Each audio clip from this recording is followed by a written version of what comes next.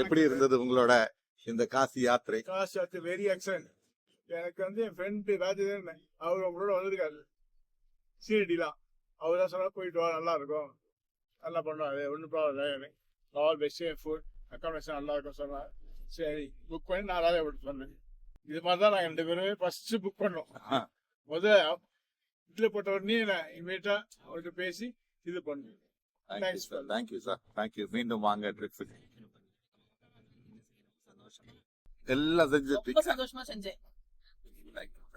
Really I அம் பிளெஸ்ட்னு சொல்லுவேன் அந்த ஒரு விஷயத்துல.